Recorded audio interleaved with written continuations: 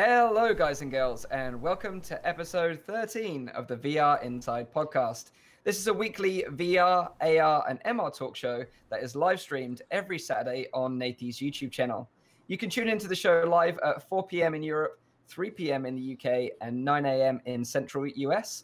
And if you missed the podcast, you can catch up with it every Sunday where I upload the whole show to my own YouTube channel, Virtual Reality Oasis.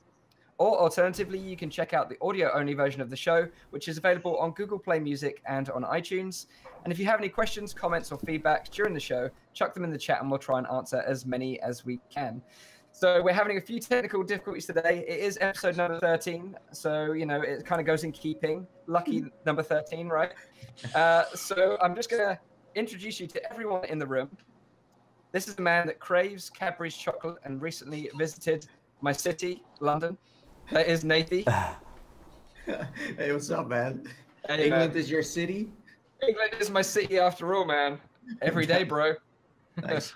That's fun city. It's just that the sun wasn't shining, but you know. Well, that's London for you, man. So we have our reporter out on the road live getting the fresh scoops, and that is Zimtok5. Hey, Mike. Live from London. Hey, man. You're actually out and about. Where are you right now? I am. I'm in the EXP bar, which is about to host about 2,000 Twitch streamers, broadcasters, viewers, and staff who are congregating here in about 2 hours' time for a massive party that's going to go until late and probably even later than late. So Wow. I'll report back on that after the event. Yeah. You're brave being outside, man, because it is freezing in London. It is a little bit cold. Yeah. The things you do for the show, man, sacrifice. That's what I like to see. Dedication. So the next guy, he is the fastest YouTuber alive. Apart from when he's playing Sprint Vector, he's not so fast when he plays. Oh, hush, Mike, hush, Mike. It's the game that RowdyGuy. limits my abilities. I mean, if you have to press buttons, then I'm always a bit slower. Right. I understand. I can't wait to play that game, man. I can't wait. I can't wait to play that together, but we'll come to that a bit later on. Definitely. And finally, we got our special guest. He does a lot of work on VR Locomotion and has made VR versions of Sonic and Mario. We have Nimslo. So welcome to the show, Nimslo. Nice to have you, man. It's me, Sony. Thanks, guys. Yeah, I've been dying to get on this show. Dying to get on it. Yeah. Well, it's good. So hi, everyone. First time seeing my face. Sorry about that. It's good to have you on the show, man. And then last but not least, myself, Mike, the bearded bald guy from Virtual Reality Oasis, the host of the show. So today we've got a show packed full of information for you. We've got Doom VFR first impressions. We have got Sprint Vector. We've got the Varjo Retina headset and VR Locomotion solutions with Nimslo. So to kick off the show, we're going to talk about Doom VFR because obviously that just came out yesterday. So in last week's podcast, we were talking about whether the game would be blocked because it is sort of described as being released for HTC Vive and PSVR only. So we wasn't quite sure whether it was going to work on the Rift. But what we found was that when you actually launch it with the Rift, it got to the sort of title credits and then it sort of crashed back out to Steam VR. But then Steam VR really quickly patched it and did a Steam VR update for the beta.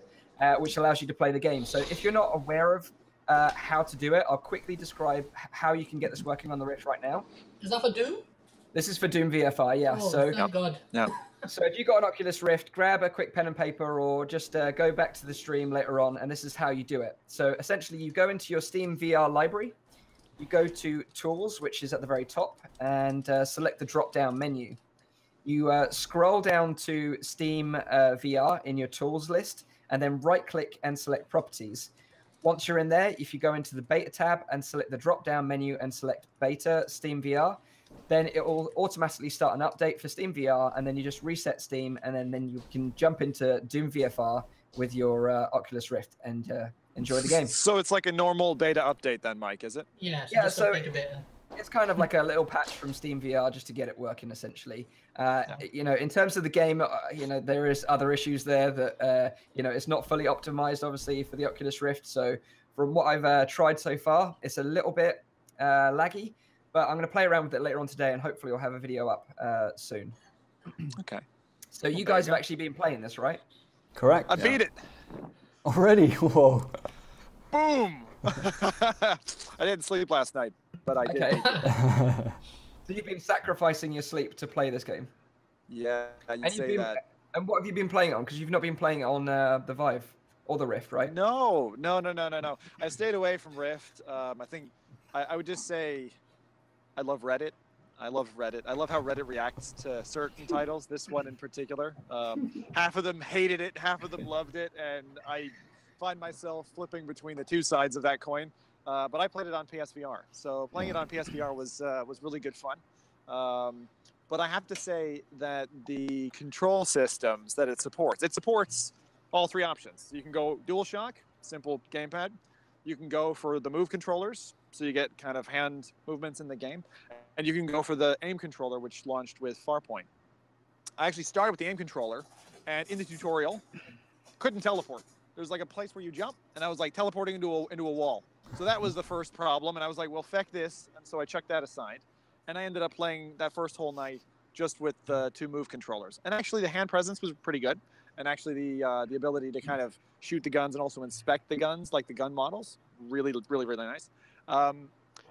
Again, I'm going to turn it over to the rest of the floor for a little bit, but I found that of the three controls, the next night, like the first night I'd say wasn't so positive. The second night I played it, when I finished it, and it took me about 5 hours start to finish on what I thought was the hardest difficulty, but I later learned the others were just coded in red. So the hardest blue difficulty, which was ultimate something or other. I think that the DualShock controller, if you want like fast paced and you want no interruptions, like just gore, violence, and killing, then that was great. That's the first time I had fun with the game. Whereas before, I was well too distracted with the aim and the Move controllers. So can you play this on PC with a controller right now, or is it just the Vive controllers? There you go. I don't know. You Nathan, can? how did you play it, Nathan?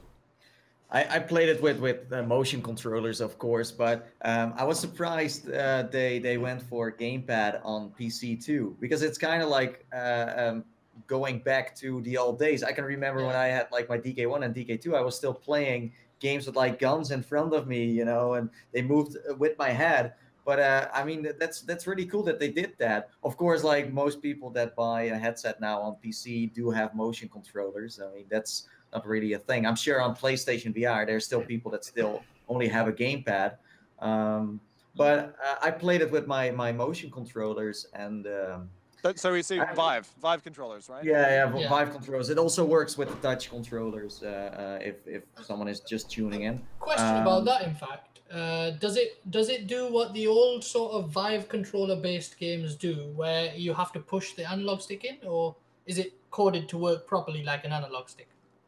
You mean if you can walk around with the touchpad? Can you just actually move it around with the analog stick? Have you tested it on the Oculus?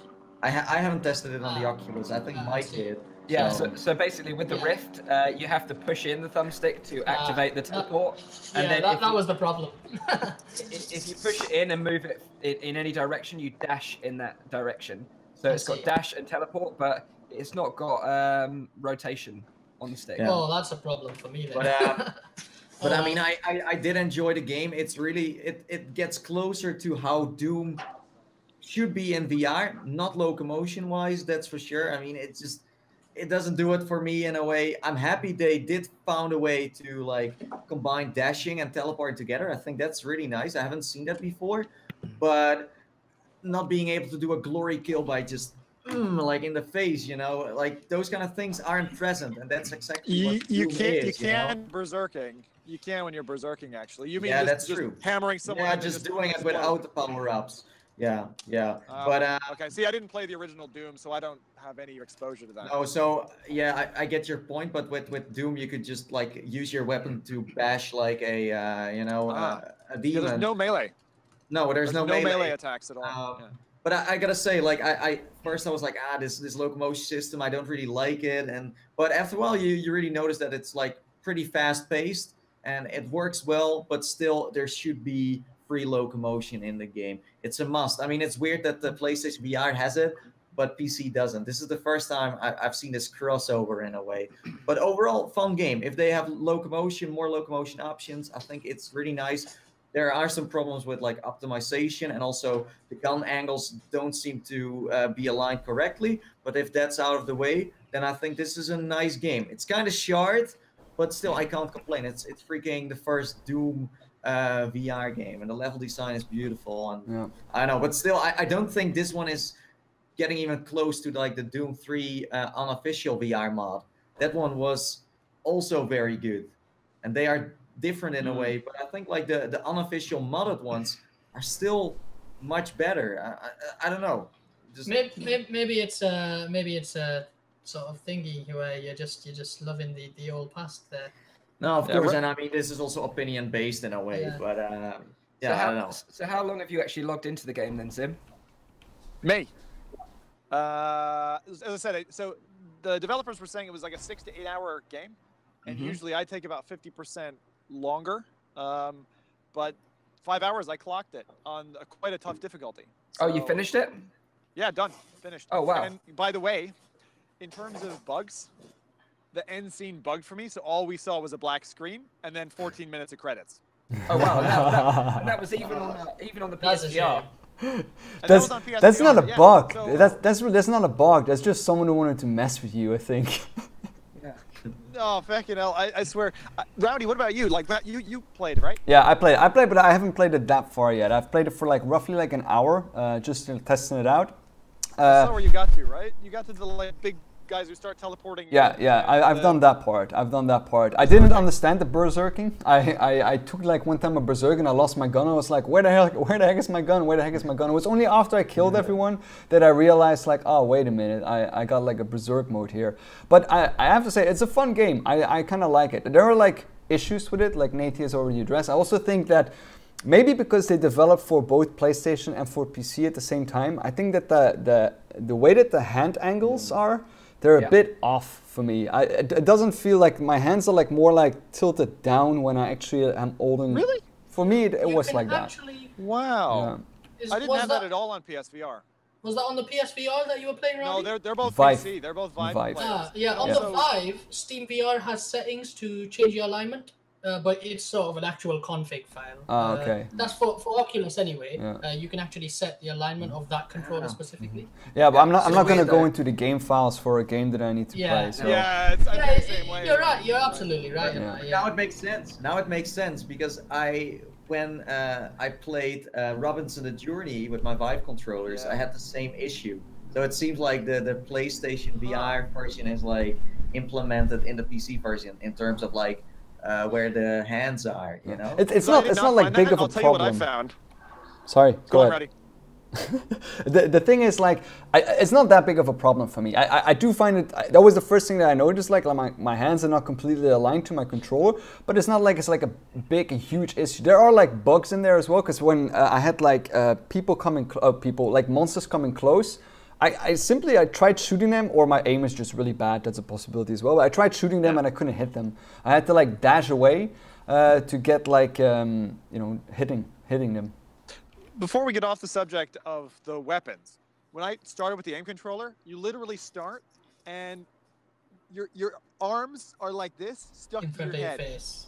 Like it is a joke. Like just like take him away or give me the option to take him away because it looks ridiculous. I couldn't play that way even if I wanted to. So I think that they honestly, if I compare the two Bethesda published titles now, right? If they had the Skyrim push the button to go forward, and when you move the move controller, you go in that direction. If they had that control scheme, I would definitely play with move. But without that, the move configuration is ridiculous. Like to try and keep this in your head, the configuration is.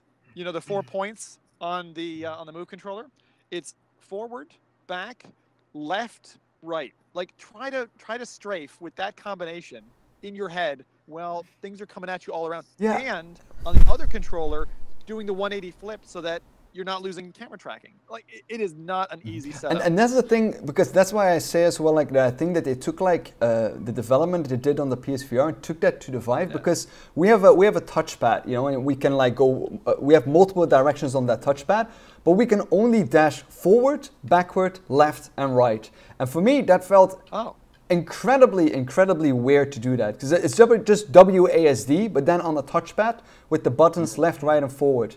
Yeah. It's so weird to do that. Is it relative to the headset? No, it's not relative to the controller, but only relative to where you're looking. So if you're looking to the left, look to the right, and then you dash forward. Yeah. Are you going You go that way? You go into the direction that you're looking. Yeah, I did not like that's a that. good I did not feeling. like that's So one of the that's all first bad things. stuff, right? Yeah. Exactly. Yeah. Like the other thing that I would say is the first impression. You said first impression. My You're first breaking up, impression was Nimslo. Again? Yeah, you're back. Oh, for God's sake, I've just noticed No, it. you're good, Yeah. you're good, you're good. Oh, I'm back. I'm back. when you load into the game and you get Doom VFR, you go through 3 or 4 scenes, which are all 2D, Yeah. flat panel. Then you get this Doom VFR, which is like a 2-layer sandwich, which moves with your head Yeah. like a texture in Half-Life 1.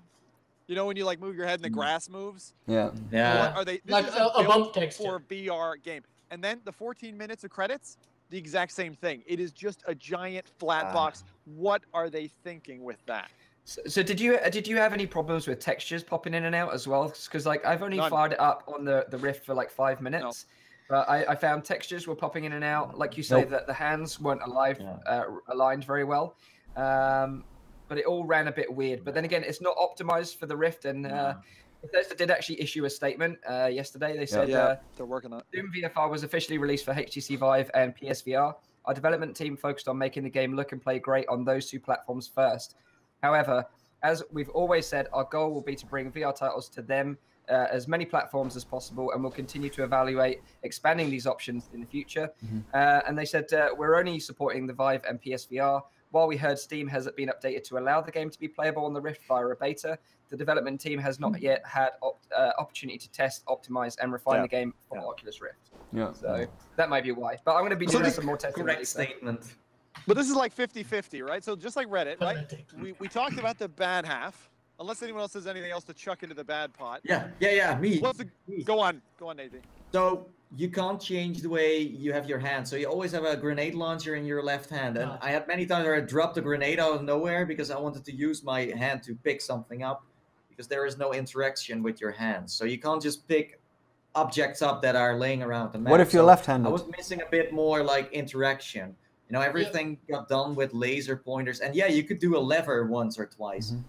You're too VR experienced. Yeah, you're too experienced, and then it's confusing to play. So I was like, okay, so I can't. Was there an option? Was there an option What? to go left-handed actually? No. I don't know. No. I checked it. It wasn't there. I'm sure they're gonna change it now. But I also tried to crawl through a vent because there was like a little vacuum cleaner. So I was like, hey, I can go in there. And then later on, the vacuum cleaner went through, and I was like trying to get through as well when the doors open. I was like, hey, wait for me, man. But those are the things, like, you know, it's a map, it's a level, but you can't really make use out of it. That would have been a great Easter egg, being able to climb through that. It's more like a Hollywood there song. are some good Easter eggs, and the fact that people don't know this, you can actually I'm excited to play some it. old school Doom levels, unlock those and play them. I played one right the way through, and they're hard. They're not easy. Nice. But They're this is sweet. This Really is well super done. surprising though, for like a game that's built for VR from the ground up. Yeah. It just doesn't fit right. Do you know what I mean? Like, all these things should have been sorted by now, because how did they not know that this was going to be what the community wanted? You know, free locomotion, snap turning, if you want that, you know, and these kind of like... It's too many branches. Yeah. That's what happened to them. Exactly. They went too many, and that's why they didn't make it to Rift, because their QA team is going, guys, I can't make the date. I can't make it. We have to cut something. They're an experienced game developer, but don't forget that this is like I guess the first VR title that they're actually making. It's new for them as well. It's new for them as well, even though they're a AAA company. They probably had the issue of just trying to get both the console version and the PC version working, because the console is truly limited. I was using this before the Rift arrived, and you have no directional control on the basic move controller. And the Navi controller that does have directional control doesn't have tracking. So there's just no way around it. There's just no way to correct it. What I was doing was, on my first Halo VR video, I'd held that in and move it forward, and it tracked my movement, and that was my direction. It was a bit of a pain in the ass, to be honest. So Nimslo, on that middle button in Skyrim, if you hold that, it will by default go forward. If you turn the controller behind you, you will then go backward. So it becomes a little bit swimming as to where you want to go. But that actually would work way better than what they did. See, that's the problem with them being sort of very new to it. They're trying everything, I think, and they'll stick with the Skyrim version, probably most likely. But I mean, on the good side, moving to like the positive side of Doom VFR. First of all, it's a big push for VR. Yeah. Same for Skyrim. You know, the same is gonna happen with Fallout. So how many people didn't like buy a Vive now or a Rift or a PlayStation VR as a bundle? You know, together with like all those games. It's crazy. But moving to like the game itself, I would say like intense gameplay, stunning graphics, classic Doom music, of course. I mean, if the music starts like, you're gonna kill everything and die. It's a damn good looking game. and of course, lots of weapons. I was like, yeah, this weapon, man. I played with it. I got really excited. You know, at some moments you're like, yes, I can have this weapon and I can use that. And also, yeah, it's really challenging, of course. Depends on what difficulty you played it on. I played it on medium, and it was still freaking difficult at some moments because it's so chaotic. They just spawn all the monsters in front of you, and it's like, okay, have fun and try to kill them. You know. Get to the ending. It's actually a well worthwhile ending. It will challenge you, and I don't think that with move or aim I could have beaten the ending. Like there wasn't enough tactile control. I would have been kind of all over the place. But like you, Nathie, that soundtrack, it just brought me back to Quake 2. Like it felt like 9 Inch Nails or something. Rowdy, you're gonna love it. Like play more of it. The soundtrack gets even better. I will. Really, really good. It's so gritty. So for you guys, the dash, locomotion, and the teleport didn't bother you at all? The thing is, I did not like the dash at all. If I could combine smooth locomotion together with teleporting, because the teleporting is cool. It's really well done, I think. It became a game mechanic since you can use it to like, you know, explode and like it feels really fast paced. But the dashing, I really did not like, and that was simply because of that weird control scheme of WASD, but then on my touchpad. It made me, it's probably again like one of those comfort features that, you know, like let's make them dash forward instead of smooth. It makes me more sick than if it was just smooth locomotion on a slower pace and then use the teleporting to go fast. That's my opinion. Plus, I was getting stuck a lot when I was using the dash. I was like, I need to go that way now, and then I suddenly went into a wall again. And it doesn't just make sense because, for example, they say, oh, but you can use the dash to like go away quickly from an enemy. When I want to go quickly away from an enemy, what I did a couple of times, I looked at the enemy. Oh, I need to get away, but because I look at them, I go closer to them, which doesn't make any sense because I'm like pointing to the other direction. All of a sudden, I'm standing in front of them. Where like you forget that when you release, you're gonna right in front of them. Yeah. And you're like, ah. So much for the positives, guys. It's hard because it's very conflicted. The thing I gotta say is another huge positive for me, seeing the full-scale 40-foot model in front of you. My God, the detail. The Coca Demon or whatever that fucking eyeball-looking thing with the teeth. When it opens its mouth and comes at you, and the slow-mo is like Max Payne. Oh, exactly. It's really good. Oh, it's really good. So slow-mos are very sexy. This is such a contended title. I am just like Reddit. I am 50% hating it and 50% loving it. If I had only played on DualShock, I'd been good. I'll tell you what I want. Nathie, this is going to go against what you said earlier. I want mouse and keyboard support. Because with that, I'd feckin' play that game no problem on the hardest difficulty, and I would enjoy it. I don't need the controller. I just want my mouse. Give me WASD and a mouse and that headset. Sorted. Yeah, I might actually try using the controller on PC. I'm going to probably try it later on. Do, Mike. Trust me. Because you get total smooth motion. So smooth loco around this way, smooth turning. It's beautiful. Yeah, interesting. So that is Doom VFR. You know, I know that we're kind of a bit 50-50 on the fence right now, whether you should pick it up. But if you like the old school Doom vibe and you're into Doom, then maybe it's worth checking out. Obviously, you can always refund it if you don't get on with it. So it's available on Steam VR now for $19.99 in British pounds, $29.99 in US dollars. So we're going to move on to another game that is not actually out yet. It's actually coming out early next year. But it's a game by development studio Sovios. They're the studio that made Raw Data. So this is a game called Sprint Vector. Did you say raw dating? Raw dating, yeah. You can get into raw dating if that's your bag. But this is basically Sprint Vector, and they say, welcome to Sprint Vector Championship Intergalactica, where the physical thrill of extreme sports meets the unhinged energy of a crazy game show. Run, jump, climb, fling, and fly at extreme velocity as you race up to 8 players and battle obstacles in this frenetic VR adrenaline platformer. So that sounds pretty cool. It's really but got, it is. it's got an interesting locomotion, right?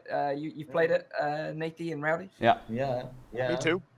Oh, you played it as well? It's, I got second place on a convention, so I almost won their prize. oh.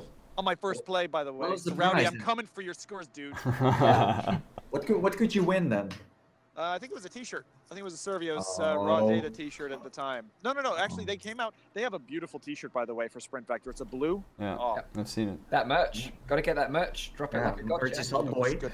But the point is, right? This game is the exercise game you want in winter, because when you can't go outside and go jogging outside, your heart rate will max out in this game. Yeah. The amount of like fucking No, but how hard yeah. you have to push it, Yeah. and then you're like pushing forward like Superman. Beautiful. But I don't know. You guys have played a more recent build. What's it like? It's really, really like action-packed in a way. You know, I can't wait for the multiplayer. I think that single player was fun, but after a few rounds, I was like, I want to play it with my friends. Ah, you didn't play multiplayer. Oh no, you can't do that in the build we got access to now. But the way like they use the controls is very smart. You can do so many things. I never knew you could do this many with like the controller while running around that much as well. And the mix of like excitement is crazy. You fly, you jump, you run, and it's a mix. And you need to be really smart and fast. And the more you play the level, the faster it goes, you know. And it's really addicting. I think it's gonna be one of those popular kind of esports things. That's what I said on Twitter, at least. The thing I think is the coolest is the double jump. I really like that one. Like you can when you're like midair, you can still do like that extra little push. Actually, I caught myself doing that like a couple of times. Like you get that push and then like you know you do that extra jump by What yourself. about the wall climbing? Like. Oh yeah, you can also climb. I totally forgot that one. Yeah. So what it's almost like speedrunners. It's almost like speedrunners in VR. That's what it is. Exactly what you want in VR. You want to be able to do that. Yeah. That's it. They need hooks. That's all. And speedrunners. So in terms of the build that you had access to, what did you actually have access to? Was it like 1 level, 2 levels, couple of characters? 2 levels. Yeah. I do hope that the characters are really cool too. Yeah. And this is what I like about this the look of this game. It's very stylized. It's got some cool music on the trailer. If you go and check that out, I think Rowdy's playing the trailer in the background right now, but the music to it is actually really cool. It's got these real colorful characters that all seem to have their like unique personalities as well that you can choose from. And like Nathie said, like I think this with 8 players. Racing is going to be real fun. Oh my God, 8? They're doing 8 support because they told me only 4 back when I 8 because I played players. 1 versus 1. Yeah. Oh my days. I played against one of the Servios dudes. When you played multiplayer, could you punch as well like the other one or something? When you were Honestly, running? I was so far out in front, Rowdy. I barely. Wow. If they haven't done that, they'll probably do that. They'll probably get to that. Because roughhousing is really important. But actually, you know, when I saw their movement mechanic, that's quite Nimslo. Yeah. It is. It's what I wanted to avoid with my systems was to have any sort of hand tracking at all. It's only the direction of the hand that affects it, which is mostly your thumb anyway. Beyond that, it's the head tracking that does everything at the moment, which I would love to have as a hip tracker or feet. But right now, it's only the head tracking. And what I love about that game, Sprint Vector, what I've seen on YouTube's on Nathie's channel so far, I haven't seen any of the other guys, sorry. But I don't know if anyone else has played it actually, is that it's doing what I'm an advocate of in VR, which is to be able to do everything a human can do. So we shouldn't be limited by, we can see a brick wall here. In real life, I could climb that quite easily myself, even with these tiny little arms. But in VR, I can't do it. Why not? And they're doing exactly that. They're just giving you everything. Yeah, it's definitely one that I'm looking forward to checking out. It's due for release in early 2018. I think we're actually trying to. Yeah, they pushed it back. They were supposed to release before Christmas. No, it's going to be early next year, man. That's it. I'm talking to Amy. Well, we might actually have her on the show. I've been talking to her, so hopefully we'll have her in the show in the new year when the game releases, and she could talk about the show. We can maybe jump into some 8-player Sprint Vector. So that's one I'm actually looking forward to, and it's one that we've mentioned before about like being fit. You're going to have to be pretty physically fit to be good at this game. Definitely. I would like to see more maps. like a ton more maps, like you know, No. 40 Why maps. isn't there a Keep VR that- gym? Why isn't there a VR gym game? There's not a single gym sim, is there? The gym And sim. they're like pumping iron. A gym Ooh, sim. yeah. Yeah. Ooh. 101. 102. We don't have the weight yet. We don't. I could give you a very heavy object to just hang on your hand controller, and there you go. VR gym sim. Perfect. There is a squatting VR simulator. If that's what you're talking about. Yeah. Does it? Do you take your headset and put it on your butt? Well, kinda, yeah. Well, you won't be Click skipping. it. You won't be skipping leg day if you do that. But yeah, you're gonna have to be physically fit to check out this game because, like, I don't know if you've ever played Gorn, you'll know what the locomotion is like. You have to kind of swing your arms, but this is like extreme. Like you're really like throwing it, and the further you arc your arms. I think the greater the speed. Is that right, guys? Yeah. Yeah. I've got a video showing me going completely breathless in Spectre. So if you want to check it out, Yeah. you can see now, Rowdy, what you're up against. It's fucking done. Dude. Yeah. I'm. He thinks he's the Overconfident. fastest YouTuber alive, but you know. I know I am. Confident we can. I know I am. Well, I think that combined with like happy hour events in this game, with like monthly new content, it's gonna be a great combination. Like raw data has been showing off that Servios has showed up with raw data as well, that they can like keep the game alive in a way for many months. So I'm sure this one is going to be a very interesting like hit within like the VR industry. So that is Sprint Vector coming soon. That's going to be available on Rift, HTC Vive, and PSVR, by the way. So moving on quickly to Varjo, which is a Retina display headset. So this is basically a Helsinki-based company called Varjo Technologies. They've recently announced a headset that they're working on, and their goal is our vision for your next computer is clear. With it, you'll see virtual reality and mixed reality as clearly as you see the real world. So what they want is to have a headset that is as good as the human eye resolution, which is a pretty bold claim. And how they're going to do this is by making a bionic display. And what's special about this bionic display is that it's actually 2 displays per eye. So you have a single 1080 by 1200 context display that sits in the background, and then a much smaller 1920 micro display that is tracked to your eye and I guess moves around, which I don't know how they're going to make that work. But since this headset features eye tracking, the image from the smaller display is designed to move in tandem with the eye's natural movement. This, in effect, makes the perceived resolution much higher than a standard fixed display like those found in the Oculus Rift or HTC Vive. So that's pretty crazy, like a tiny little screen with a bigger screen that's going to track your eye movement. They're not the first ones, right? Like, because we've been hearing this stuff, the whole retina tracking system, since DK1 days, but I've not seen a system that has been publicly demonstrated. Yeah, I think what they're doing there, I don't know why they would have a mechanical thing moving the screen. They just probably have a really high-res screen, and it does what Resident Evil does on the PSVR, where you've got everything beyond your visible screen is blurry and low-res, and that visual screen, once we've got the eye tracking, it can just move with you, and you get perfect high-res in that small zone without the performance issue. Yeah. Is it mechanical then? I'm assuming. I guess so, but I have no idea how it works because they haven't shown any of that. It sounded like a software layering, so almost like a 2-stage. The way I was imagining it was more of the image and then another image, and it's a kind of more like a Minority Report style. Again, it would have to be a high-res display then. It's physical, so you've got a context display and then a moving focus display that tracks your eyeball. But like you say, how that's going to work or how that's going to move, I have no idea. But what they've well, who knows? Projector possibly, yeah. Because they've announced big partnerships as well. Like, so this is like a legit company because they've partnered with 20th Century Fox, Airbus, Audi, BMW, and Technicolor. So they're really pushing forward.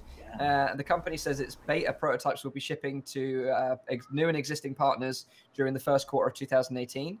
And the CEO and founder of Varjo Technologies, Euro Contori, he said a profoundly revolutionary headset will be with you by the end of 2018.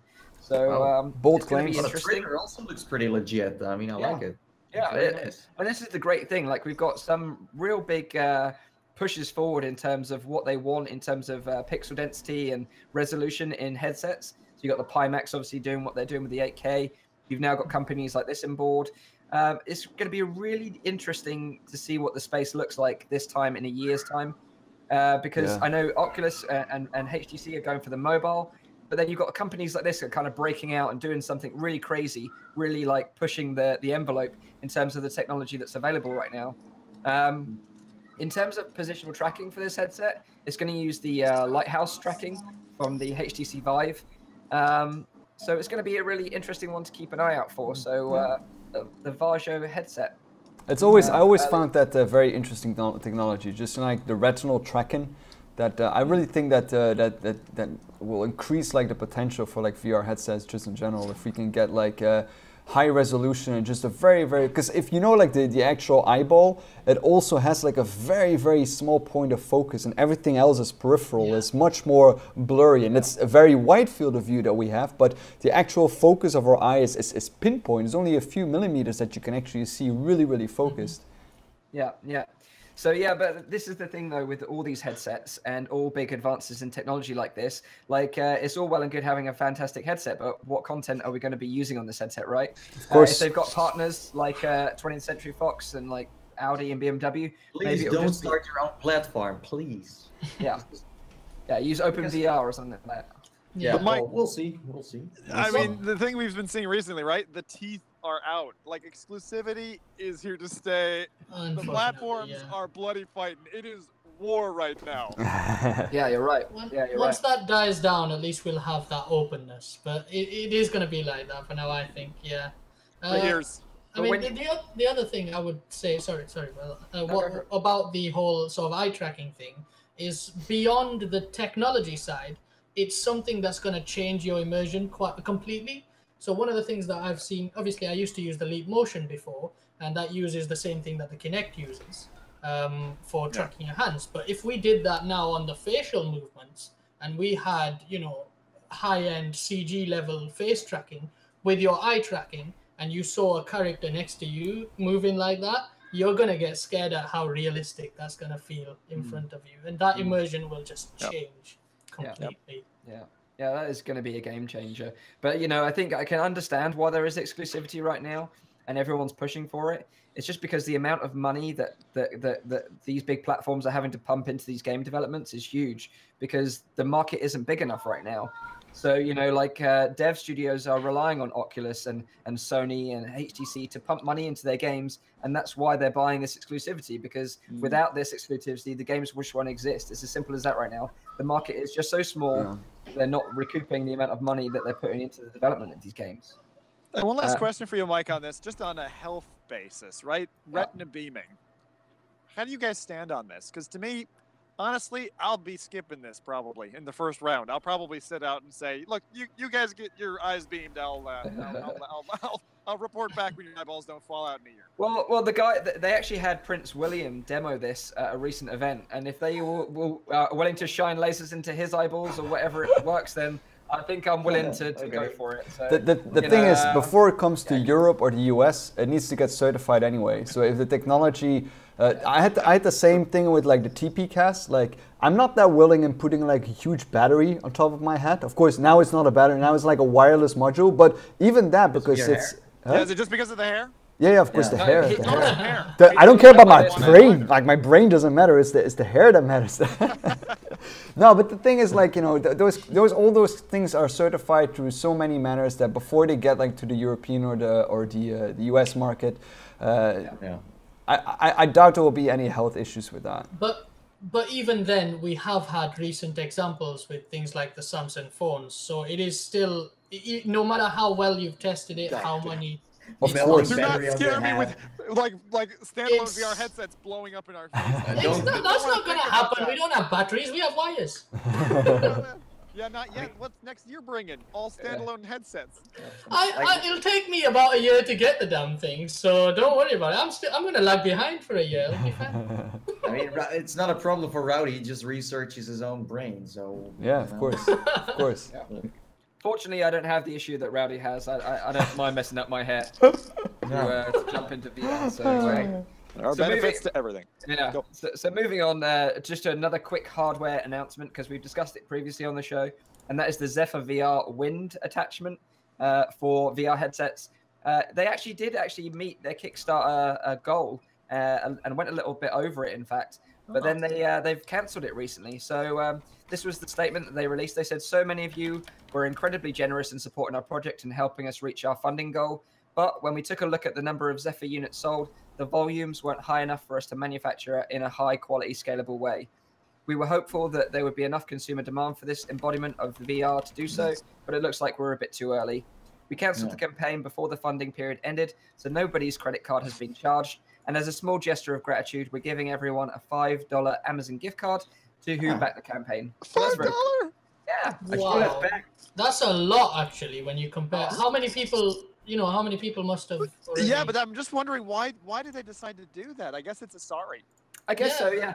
And I would imagine they want to try again on the Kickstarter platform in the future. So yeah, they don't want to have a bad taste in the mouth. Yeah, but it just, so Nimslo, just so I'm clear there, like, $5 to them is huge. Whatever they had to fork out to pay that. But on the flip side, the receiving end is gonna go like $5. What are we gonna do? Buy toilet paper? Yeah, I guess you're right. But that's why I'm saying, why would they do that? But I guess it it is just please, next time I put something on Kickstarter, please still back it. Yeah, exactly. Don't feel like that I've done you over. That's probably why they made sure to cancel it before you even charged the debit card, so they wouldn't have that problem either. No, they're right, and they sort of mentioned that they're working with perfecting the SDK, building better partnerships with game designers, so they can maybe do something a bit bigger in the future. And I think that's kind of where they're getting at. So I think, like you say, they just want to keep everyone sweet for the next iteration of the Zephyr VR. So if that happens, obviously we'll keep you updated.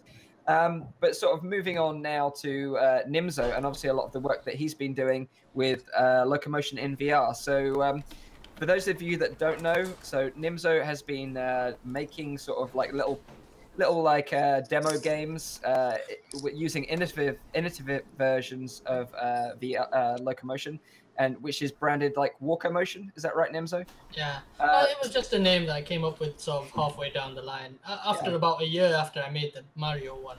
Well, it's a good name, but like he said, like you've done a Mario game and a Sonic game, and also you're working on something Halo at the moment. Is that right? Yeah, so that is actually where the idea came up when I had the DK2. This was before any of the consumer versions released. Yep. And I think the first video I uploaded was actually, I just used Halo assets as just to test it. And in fact, the first video I uploaded was the day after the VIII released consumer. So that's how far back I was working on it back in the DK2 days. And obviously, then I just noticed on the comments chain here as well that someone said, please not on the Move controllers. And I did actually use the Move controllers before. I've used a bunch of them. I started off with my PS2 controller back in the first Halo VR video, where using the analog stick, I didn't just turn. So it wasn't just like mouse aiming like usual. It actually moves a cursor that's on screen, absolute to the analog. So if you take the analog here, and as you move it, it sort of moves the actual pointer on screen. So if I move left, it puts the pointer on the left side. But when you release, it's back in the center. And only when you go really far off the left or right, it does the actual fake turning. So that's something I was thinking about for the whole Doom VR issue. It could help. It could be a little bit better. I moved that over to Locomotion, then to this thing, the Move controller. And finally, when I got my touch controllers, my channel went from 100 subscribers a month up to 900 subscribers a month. So yeah, that makes the difference in VR. That's amazing what the hand controllers. So it's actually funny, like he's mixing something that goes viral every time, like something VR related that everyone wants to be in VR or play in VR, with like genius Locomotion. Without so you get your attention in a way, but also show people how you should be able to move in VR. It's what I want to do, because it's actually something, it's not just for the views. It is for the views, guys. You guys got to do that. But, the thing is, these are all things I wanted to do in VR. I wanted to see Halo in VR, but I know Microsoft's going to come out with some of that. I might not, Mike, I know. Just don't say anything, Mike. He's so unhappy. He's lost all his hair because of it, guys. Anyways, sorry, I didn't mean that as an insult. Yeah, so I wanted to see Crysis in VR, and that's something that I'll be playing around with later on. I wanted to see Mario the way it's showing on screen right now. I wanted to see Sonic, and nobody was doing them, and anyone who was doing them the old DK2 way, where you've got your keyboard and mouse. And I thought, I'm making this system anyway. Let's see how it feels in an actual game scenario. So I just went ahead, and that Mario game there, all of those assets built. I did it in 10 days from the idea, and thought, screw it, I'm just going to go all out. I can't do that right now because I've got a full-time job, but there you go. So Nims, I've got a question for you. This is obviously your passion area. So yeah, where do you see this going? I mean, one of the things Palmer Luckey used to talk about was this kind of convergence of the different control schemes together into kind of a uniform. And I think we're kind of seeing that. You know, you're seeing the various, you know, the knuckles controls are out there now, and a few other things. Where do you see this converging? What do you see in your mind is the appropriate control scheme we should be using in the next 2 years? Well, right now, the closest to perfection to me is the Oculus controller, and not just because I was given it. Right, I was given it. Sorry, guys, I gotta say it, but there you go. Thank you, Oculus guys. You've made an amazing change to me. Anyway, it's sort of the controls. What I want to do is have a full gamepad on my hands and still have pure finger tracking and everything. Yeah. That's what I want in the future, which I think we're coming towards it and moving away at the same time. So we've got the Knuckles controller is the example of that, where they've now given you that finger tracking again, like we had with the Locomotion, but they've taken out the triggers and everything. So again, we're going back one step, move forward one step. I want them both. I want the triggers there to actually give me those fingers. So I have something that can push back on me when we have that tech. So what I want in the future is where you push your trigger down and it'll push back on you because you're holding something. That would be amazing. And it's so doable. It's so doable. We talked about that last week, actually, Nim. Yeah. Yeah, we talked about that last week. I have a lot of weekend shifts these days, and I'm actually on holiday this week coming, so I've got so much work to do.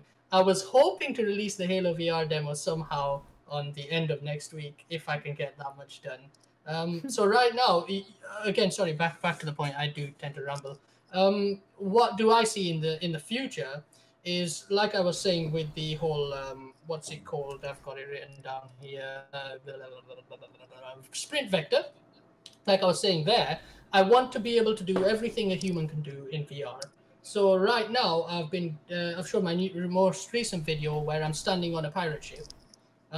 It's a completely physics-based ship, so I can just step on, step off, and it moves with that. And I have full physics hands, so I can just sort of push down on something and track it and just sort of push the wheel, and it moves the whole ship while I'm standing on it, and I'm getting pushed about by the physical ship. I want to be able to do that with everything. I want to be able to sit at a desk in VR, having finger tracking in VR, the actual virtual computer in front of me, I should be able to type. If I can play piano perfectly like I can in real life in VR, then they've kicked it on the control scheme. Yeah. Cool. So Nimzo, like, what actually got you into doing this? Like, what's your sort of background? You know, how did you get into the scene in the first place? I've been into games ever since I started playing Mario Bros. So I had a Super Nintendo, which I still have somewhere. In fact, here's a SNES controller. This is a USB one, but I have got my original one, which, by the way, was built, and the manufacture date is the exact same day as my birthday. So it's amazing how, you know, that's a nostalgia trip right there. So I had a SNES, I had a Mega Drive, and back in them days when I saw Mario, when I saw Sonic, I said, I want to be able to make games. Fast forward 10 years, I started programming when I was about 12 years old. And again, the aim was still to get into game dev. So I was making games on Game Maker. I was working on 3D Game Studio. And then I came across Unity a few years later, and the world changed because Unity changes the way you work completely. See, I'd used Unreal back before then, and even then I hit Unity and it was amazing. So once I got into that, you can see on my channel, my first thing that I made was actually intended to be a remake of Mario 64. And you can see it in that video. I just replaced the character with a cat. Just before Mario got turned into a cat, I actually made a cat replace Mario, which is funny. It just sort of synchronized anyway. And ever since then, that game became something of its own. Now, Tubby Supercat, Tubby being the name that I call my actual cat. So he's famous now. He's a star. Yeah, and eventually, when I finally, first glimpse I got of modern VR was the Oculus TK1. I used to watch PewDiePie back then. I tend to watch him a lot less now. But he started playing. Sorry, Nim, I'm lost. What question are you answering? Is it how he I was getting into into VR. Getting into VR. Thanks. So Sorry, I saw. Yeah, I know. I told you I ramble. That's Ramble, yeah. I saw PewDiePie playing VR, and I was like, "That's exactly what I wanted the day I started playing computer games. I want to be able to do that." And then I finally got a DK2, and I was like, "Why is it that everything's based on this analog stick? Why can't I walk in VR?" And I thought, screw it, I'm gonna walk in VR. I don't care what other people do. I don't care. I'm gonna do my own stuff. So right now, what was your solution in the end then to that? Like, if you can explain, like, for people that can't maybe see, for example. Again, still rambling. Sorry about that. That's fine. Go for it. The current system is I use the head tracking, not just direct head tracking. It's actually tracking this point here. So I've done a bit of calculations to figure out where that point is. Right. Rather that way, when you do this, it doesn't move. So lower rear and the back of your neck, kind of. Yeah. So it's sort of calculated where your neck pivot is, and that way, I'm basically detecting your body position. Yeah. Okay. Got it. Just that sort of stays in one place. For the audio listeners, you might want to describe as you're pointing on your body. All right. Sorry. Yeah. So I'm sort of calculating where your current neck pivot point is, where your neck is, rather than where your head is. Yeah. And as it moves up and down as you walk in place, it uses that to calculate that you're walking forward. Mm-hmm. Now, the other thing is you're using your analog stick or your touchpad on a Vive to control direction. So that also activates the movement. That way you have full room scale, which is something that I don't like about the what they called Omni treadmills. You don't have room scale. Here you have full room scale, which is the best way to move in VR. And then on top of that, as soon as you push your analog stick or Vive touchpad in a direction you want to go, you can start head bob moving and you start walking in that direction. And you can control your speed like that. The other thing I've done is a bit of simple calculations where as you sort of go into a crouch, it detects that you're not doing a head bob and you're actually moving down. And it prevents the movement system from doing anything. Well, other than adult entertainment being able to use that, what's your favorite? Last question here. What's your favorite project or thing that you've made happen? Right now, it's mostly the physics stuff. So I want to get that physics into VR where we don't have any sort of fake interactions. Everything's completely pushable naturally with your hands, and there's those physical limitations of muscles. So you can we all want that. We all want that, yeah. So, Feck buttons in VR right now. So what I would suggest to like the audience and the listeners is go and check Nimso's site out. So what is it, Nimso? Just if you want to shout out your website name. Yeah, so it's actually the Nimsony channel, Nimsony. You can see me on the screen there, Nimso, written under topic. I don't know why I'm not a topic. Anyways, yeah, that's on YouTube. Otherwise, I have an itch.io page, which is obviously where I release my games right now. I'll try and get on Steam eventually. Right now, it's a bit costly if I'm doing demo. We've shared it in the chat as well, so people can find the link that Nathie just posted there. And what I'll do is I'll also, when I re-upload it, I'll put the link in the description down below. So basically, what it is, you've got the Mario game you can check out. I would really recommend checking out the Sony one if you're used to sort of Locomotion in VR. The Sonic one, if you're used to Locomotion in VR, it's a bit sort of extreme in a way because it can make you feel a bit sick. But I would totally go and check it out because it is a crazy way of implementing Locomotion in the game, and it's really smart as well. And like you say, when you bob down, you can sort of do the spin as Sonic, which is really nice. And seriously, just give it a try, like the Super Mario one and also like the Sonic one. And I mean, if you like it and you think it's like, wow, this could be a way of like, I want to have this in like other games too, of Locomotion, and I would just like maybe donate a bit as well. I mean, you're not doing this full time yet. Let's make it happen. Yeah. You know, I mean, like Yeah. you're doing a great job. I haven't seen many people make like really interesting new Locomotion systems and trying that out, and also let people at the public also give it a try. You know? Yeah, It's exactly. very interesting. Exactly. Yeah. Again, why I really love the sprint vector so far, what I've seen of it, because it's not using the standard. Oh, we need to teleport. You get all that movement. But again, I want to prevent the whole hand tracking movement because I want to be able to play a first-person shooter like I'm doing with the Halo VR without that affecting anything. So I can just point the direction and control the speed with my body. So as you were saying about that spin ball, sorry about it, just very quickly, the spin ball on the Sonic VR, a lot of people did say it's a bit of a weird effect. That's actually what's happening. It's a camera, so you can actually see the world spinning around you. It's just not fully viewing on top. You still get that forward motion. So that's what Sonic sees when he's spinning. Well, what I'll do is I'll just check it out to the chat if they've got any questions for Nimzo or any questions for us before we wrap this show up. We've got to kind of wrap this one up a little bit earlier than normal today. Yeah, so if you've got any comments or questions in the chat, now is the time, or forever hold your peace. So I guess, well, that's going, Mike. Then we have the standard question you always ask us, which is, what have you been playing? Yeah, man, what have you been playing?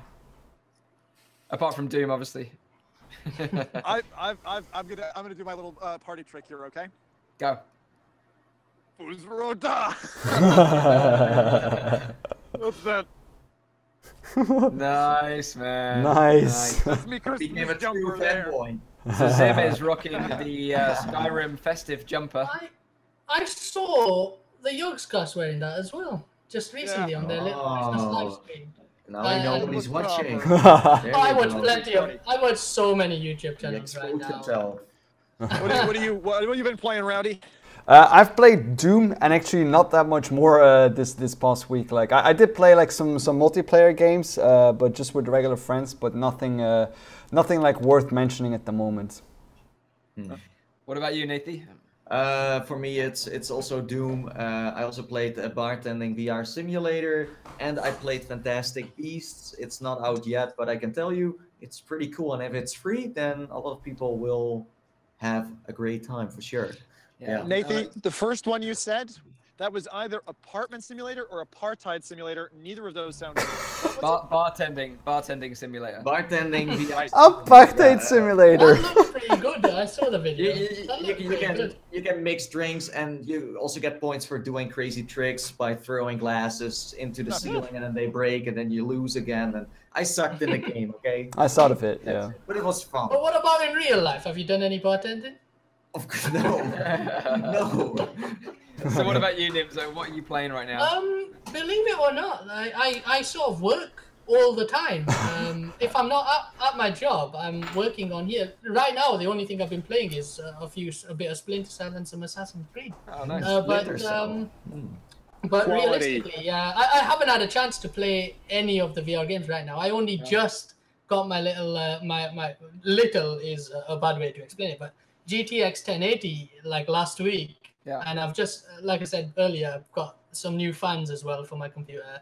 I'm just upgrading right now, and then I'm gonna go in and play every game. And I'm gonna go for Skyrim because that's the one I'm excited the most about. So you're deep in the upgrade cycle. So, but yeah, right now everything is just pure work. I get home from work and I'm straight on the computer programming, and that's how I'm making a video once a week. Yeah, I know what you're talking about. I can't make it. Yeah, well, yeah. Like. We all know how that feels, having to work and do this as a hobby stroke full time as well. This is my career. That's my job. That's what I said to my guys at work all the time. Exactly. Mike, I need to share a quick short horror story here.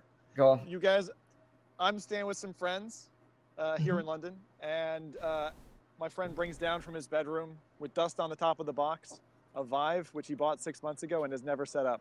Oh my word! Wow! I was like, no. Tomorrow we are setting that up. I don't care if I'm gonna. What do you mean tomorrow? What do you mean tomorrow? That's crazy. Do it now. Yeah. Dude, I got a party. Yeah. So a bit like Nathie, I also got to check out Fantastic Beasts and where to find them, which was very, very nice. And I think if you're a fan of the Wizarding World of Harry Potter, you will totally love that. My wife, for one, is going to go absolutely batshit crazy over this. So that'd be really You can cool. do magic things with leaves, by the way. It's very fun. Mike, your scarf. Yeah, That you like that? intentional, wasn't it? Was that Yeah. intentional? Oh yeah. That's a Hufflepuff scarf right there. Yeah. And I have to say, because I gave you kudos for it, watch Mike's video on this recent one. Yeah, What was the name of the game again? Fantastic Beasts and where to find them.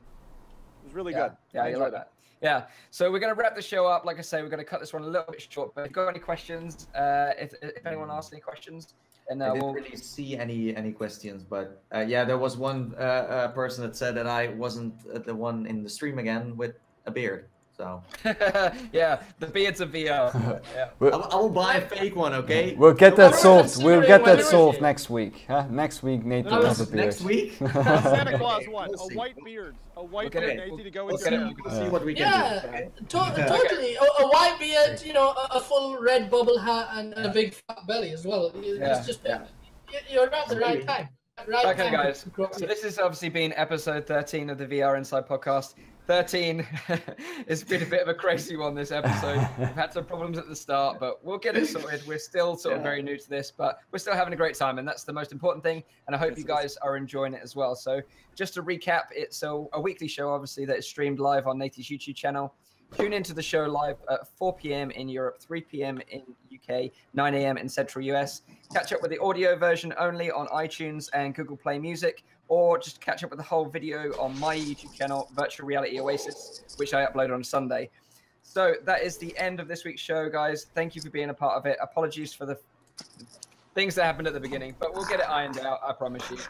Thanks again, guys. This is a and clean we'll video, you. see you on the next one. Bye bye. Bye bye.